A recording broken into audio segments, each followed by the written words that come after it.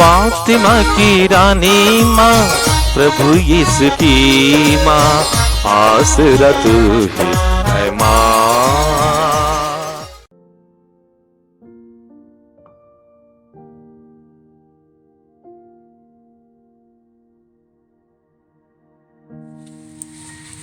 पहला पाठ समूएल का पहला ग्रंथ, अध्याय 1, पद संख्याएं 24 से 28 तक। जब अन्ना समूएल का दूध छुड़ा चुकी तो उसने उसे अपने साथ कर लिया। वह 3 बरस का बछड़ा, 1 मन आटा और 1 मशक अंगूरी ले गई और समूएल को शीलो में प्रभु के मंदिर के भीतर लाई। उस समय बालक छोटा था। बछड़े की बलि चढ़ाने के बाद वे बालक को एली के पास ले गए। अन्ना ने कहा, महोदय क्षमा करें। महोदय, आपकी शपथ, मैं वही स्त्री हूँ जो यही प्रभु से प्रार्थना करती हुई आपके सामने खड़ी थी। मैंने इस बालक के लिए प्रार्थना की और प्रभु ने मेरी प्रार्थना स्वीकार कर ली। इसलिए मैं इसे प्रभु को अर्पित करती हूँ। यह आजीवन प्रभु को समर्पित है। और उन्होंने वहाँ प्रभु की आराधना की। यह प्रभु की वाणी है। ईश्वर को धन्यवाद। भजन अनुवाक्य। मेरा हृदय प्रभु के कारण आनंदित हो उठता है। मेरा हृदय प्रभु के कारण आनंदित हो उठता है। मेरा हृदय प्रभु के कारण आनंदित हो उठता है। मुझे अपने प्रभु से शक्ति मिली है और मैं अपने शत्रुओं का सामना कर सकता हूँ, क्योंकि तेरा सहारा मुझे उत्साह करता है। अनुवाक्य। मेरा हृदय प्रभु के कारण आनंदित हो उठता है। मेरा हृदय प्रभु के कारण आनंदित हो उठता है। शक्तिशालियों के धनुष टूट गए और जो दुर्बल थे वे शक्ति संपन्न बन गए। जो धनी थे वे रोटी के लिए मजदूरी करते हैं और जो भूखे थे वे संपन्न बन गए।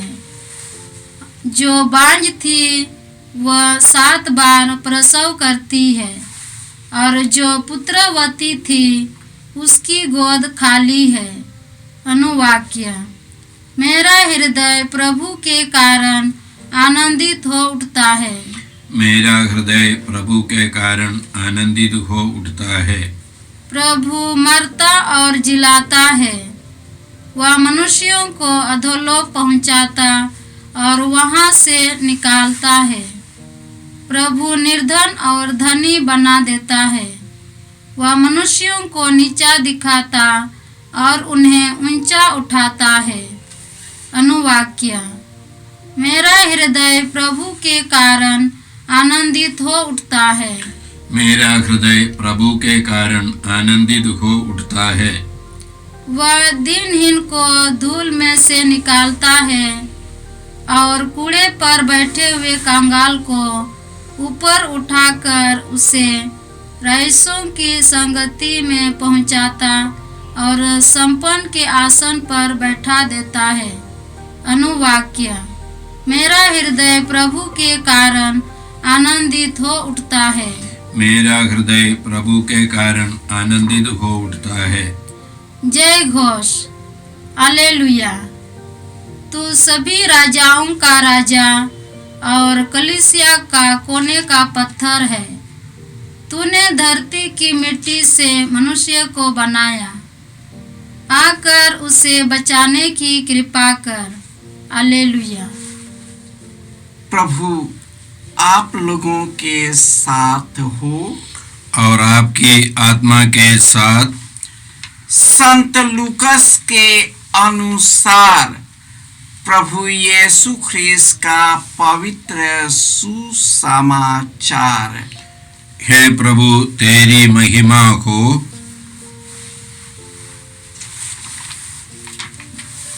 अध्याय 1 पद संख्याएं 46 से 56। मरियम बोल उठी, मेरी आत्मा प्रभु का गुणगान करती है, मेरा मन अपने मुक्तिदाता ईश्वर में आनंद मनाता है, क्योंकि उसने अपनी दासी की दीनता पर कृपा दृष्टि की है। अब से सब पीढ़ियां मुझे धन्य कहेंगी, क्योंकि सर्वशक्तिमान ने मेरे लिए महान कार्य किए हैं। पवित्र है उसका नाम, उसकी कृपा उसके श्रद्धालु भक्तों पर पीढ़ी दर पीढ़ी बनी रहती है। उसने अपना बाहुबल प्रदर्शित किया है, उसने घमंडियों को तितर बितर कर दिया, उसने शक्तिशालियों को उनके आसनों से गिरा दिया और दीनों को महान बना दिया है। उसने दरिद्रों को संपन्न किया और धनियों को खाली हाथ लौटा दिया है। इब्राहिम और उनके वंश के प्रति अपने चिरस्थायी दया का स्मरण कर उसने हमारे पूर्वजों के प्रति अपनी प्रतिज्ञा के अनुसार अपनी दास इस्राएल की सुध ली है। लगभग 3 महीने एलिजाबेथ के साथ रहकर मरियम अपने घर लौट गई। यह प्रभु का सुसमाचार है। हे क्रिस्त तेरी स्तुति हो। ख्रिस्त में प्यारे भाइयों और बहनों, पहले पाठ में सामुएल की मां जो बांझ थी, बुढ़ापे में उसे एक पुत्र उत्पन्न हुआ, क्योंकि उन्होंने बचपन से लेकर अपने बुढ़ापे तक कभी भी ईश्वर का परित्याग नहीं की। निरंतर मंदिर में जाकर घंटों प्रार्थना किया करती थी। उसकी प्रार्थना को ईश्वर सुनते हैं। उनकी जब वह एकदम बूढ़ी हो गई, उसके बाद ईश्वर उस पर दया दिखाते हैं, क्योंकि ईश्वर के लिए कुछ भी असंभव नहीं है। संत अन्ना सामुएल की मां बड़े खुशी और आनंद के साथ ईश्वर की स्तुति करते हुए अपने एकलौते पुत्र सामुएल को एली के पास ले जाती है और जीवन भर ईश्वर की सेवा में अर्पित कर देती है। ईश्वर ने दिया था, मैं ईश्वर को देती हूँ। अपने बुढ़ापे एकमात्र सहारा बेटे को मंदिर में ईश्वर की सेवा के लिए अर्पित करती है। इसलिए ईश्वर सामुएल को महान बनाता है, उसे इस्राएलियों का पहला न्यायकर्ता बनाता है। वह ईश्वर के नाम पर भविष्यवाणी करता है और अपनी प्रजा का देखरेख करता है। उसी प्रकार मां मरियम पवित्र आत्मा से परिपूर्ण होकर वह मंदिर जाती है और अपने इकलौते पुत्र प्रभु यीशु को हमारी मुक्ति के लिए अर्पित कर देती है। उसके पास जो कुछ था उसे अर्पित किया। आज के भागते युग में लोग यीशु की स्तुति और धन्यवाद करना भूल गया है। ईश्वर ने बचपन से लेकर आज तक कितने महान कार्य किए, हमें जीवित रखा, हमारे शरीर को अब तक बनाए रखा। उसने दुख और सुख दोनों में हमारा साथ दिया, लेकिन हम उसकी स्तुति करना भूल जाते हैं। आज के मानव तो अपने आप में सिमट गया है, अपने बच्चे से इतने लिपट गए हैं कि एक दिन बच्चे ही अपने बूढ़े बाप और माँ को घर से निकाल देते हैं। आज ऐसी अवस्था हो गई है, चाहे किसी की जान गंवाना पड़े या किसी की हत्या करना पड़े, कत्ल करना पड़े या ईर्ष्या से उसे मरवा डालना पड़े, हमें तो धन संपत्ति की चिंता है, बटोरने की चिंता है और सब इसी में परेशान और दुखी हैं। लेकिन ईश्वर ने जो दिया था, हम अपने आप से पूछें कि मैंने ईश्वर को क्या दिया है।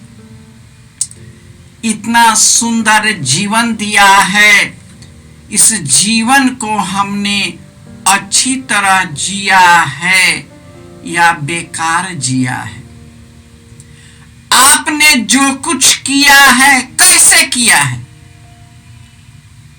मन मसोड़ कर किया है, दुखी से किया है, परेशान होकर किए हैं, कैसे किए? यदि आपने पढ़ाई की है तो केवल परीक्षा की चिंता को लेकर आपने जीवन नहीं जिया, क्योंकि आप पढ़ाई करते समय आनंद नहीं उठाया। आप तो परीक्षा के प्रतिफल की चिंता करते रह गए। आपने केवल परीक्षा में पास होने के लिए पढ़ाई की, लेकिन पढ़ाई का आनंद नहीं ले पाया। यदि आप नौकरी करते हैं, पूरे तन मन उल्लास और खुशी से काम नहीं करते हैं, वेतन मिलने के बावजूद भी आपकी जिंदगी निरस होती है, क्योंकि आपने जो कुछ किया खुशी और आनंद से नहीं किया, केवल मजबूरी के कारण किया। हमको जाना है तो करना है, लेकिन आपने खुशी और आनंद से नहीं किया। सामुएल की माँ और माँ मरियम एक अच्छा उदाहरण है। वो जो समर्पित करती है अपने दिल के टुकड़े को, खुशी और आनंद से करती है। ईश्वर का भजन करते करती है और ईश्वर भी इससे खुश होते हैं, क्योंकि यदि हम खुश नहीं हैं तो कौन खुश करेगा।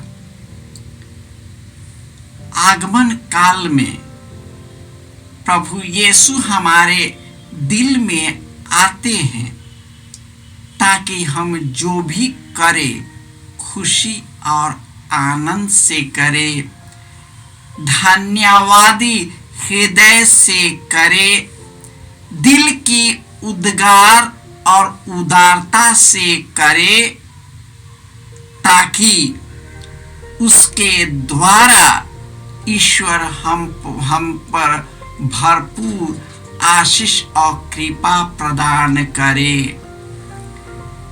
हे सर्वशक्तिमान पिता ईश्वर, हम तुझे धन्यवाद देते हैं, तेरी स्तुति करते हैं, तेरी आराधना करते हैं कि सृष्टि से पहले तूने हम सबों को प्रभु यीशु में चुन लिया है।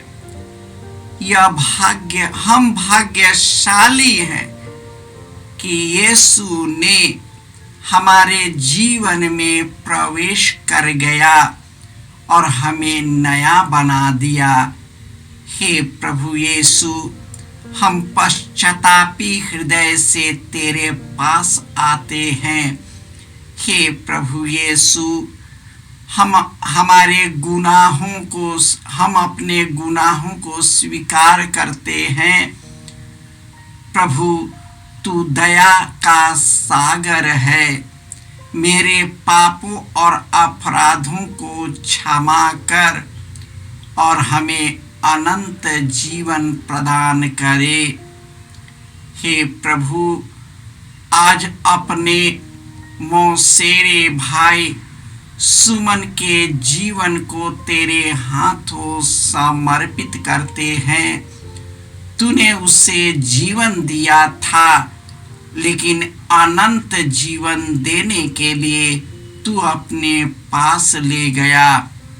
हे प्रभु, तू उसे अनंत धाम में पहुंचा दे, वे जहां रहे खुश रहे और पूरे संसार के लिए प्रार्थना करते रहे।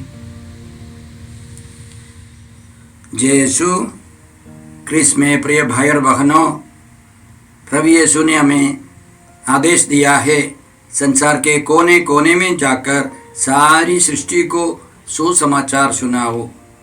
सुसमाचार सुनने के लिए और सुनाने के लिए एक अच्छा मौका है।